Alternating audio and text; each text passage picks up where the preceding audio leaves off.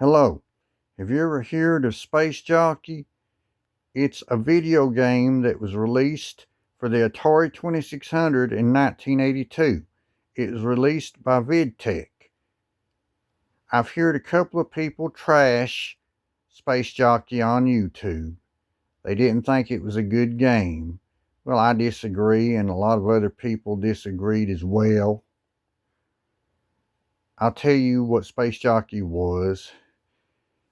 On Space Jockey, you control a UFO, and you have to shoot helicopters, jets, airplanes, tanks, and a couple other things.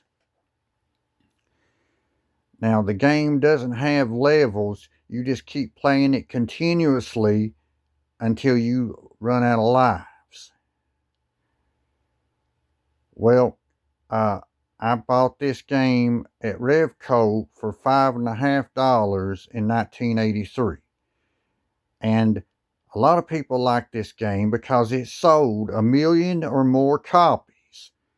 The guy who created the game said, but it was sold at a discount. Well, it don't matter whether people paid $30 or $5. It don't matter what they paid. Because they bought 1 million or more copies, that shows me that the game was very popular and that people loved it. And I was one of them. Now, the game has different variations. On some of the variations, your UFO can only move up and down. On other variations, it can move all over the screen.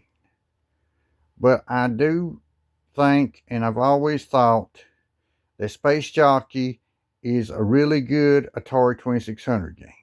It's not the greatest Atari 2600 game there is. If I told you it was the greatest game made for the Atari 2600, I'd be a liar. It wasn't the greatest game, but it was a good game. Well, this has been my video. Thanks for watching.